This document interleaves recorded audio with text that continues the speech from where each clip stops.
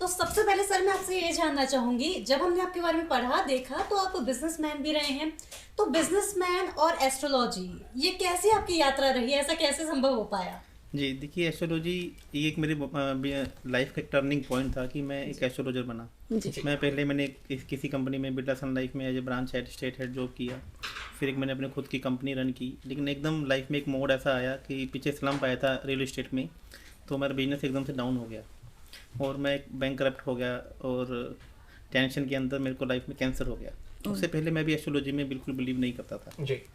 जैसे आजकल के यूथ हैं या युवा हैं, तो मैं भी कहता था कि ये सब कुछ यदि कोई एस्ट्रोलॉजर सामने वाले को अमीर बना सकता है या करोड़पति बना सकता तो पहले वह खुद क्यों नहीं बना। दुनिया का दूसरा आदमी करोड़पति हो सकता था ना। तो ये सोचकर मैं हमेशा ही सोचता था कि यार ये एस्ट्रोलॉजी ये सब मतलब जैसे रेडिकुलस। तो सडनली लेकिन जब आप परेशान होते हो तो आपके घर वाले आपके परिवार वाले आपको बोला कि आपको किसी के पास जाना चाहिए। तो मैं किसी के पास गया और मैं एक्चुअली में कहते मैंने जॉब की हुई थी, आपको बताया कि मैंने बहुत बड़े लेवल पे एक छुआ हुआ था, एक टच किया था। तो मेरे एक जिज्ञासु मतलब क्यूरियोसिटी हो जाता था।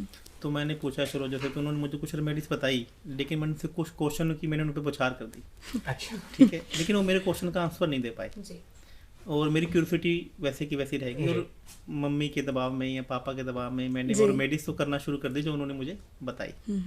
तो उस रेमेडी से मेरी अब देखो मैं नया था बिल्कुल, जो नया बच्चा होता है ना वो किसी भी काम को अच्छे से करता है। तो मैं उस रेमेडीज को मैंने बड़े दिल से किया क्योंकि पेरेंट्स का भी दबाव था और मैं खुद भी थोड़ा लाइफ में परेशान था, कैंसर था, जेब में 100 रुपये का भी नोट नहीं था। अच्छा।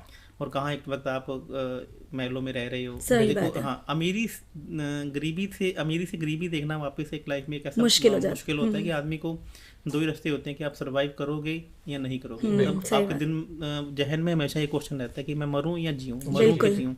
लेकिन आपके बच्चे हैं, आप एक ही मैं बेटा था अपने पेरेंट्स का, तो उसको देखते हुए मैंने वो डिसीजन नहीं लिया। तो ठीक है, रेमेडीज करना शुरू किया तो कुछ इम्प्रूवमेंट मेरी लाइफ में आने शुरू हो गए। तो मुझे लगा यार कुछ तो है इस लाइफ मतलब कि इस एस्ट्रो में, इस वास्तु में, इस न्यूमोलॉजी में जो किसी ने बताया तो काम तो कर रहा है। ठीक है, तो फिर क्यूरियोसिटी और बढ़ गई जी। आंसर नहीं मिले तो मैंने क्या किया, इस पर रिसर्च करना शुरू कर दिया। अच्छा। मैंने इस पर पढ़ना शुरू कर दिया। अब एजुकेटेड था, कॉर्पोरेट में काम किया था, बिजनेसमैन था, तो क्या वो जो स्किल थी ना वो एक अलग प्रकार की थी जी। जिन लोगों को एस्ट्रोलॉजी सीखने में सालों लग गए वो मुझे कुछ ही दिनों में मालूम चल गया। तो मैंने दिन रात एक कर दिया। मैं इसलिए नहीं सीख रहा था कि मुझे लोगों को बताना है जी। मैं इसलिए सीख रहा था कि मेरे को क्यूरियोसिटी थी और मेरे को आगे बढ़ना था, मेरे को अपनी लाइफ की दिक्कतें दूर करनी थी। बिल्कुल ऐसी मंशा नहीं थी कि मुझे एस्ट्रोलॉजर बनना है या एक वास्तु एक्सपर्ट बनना है।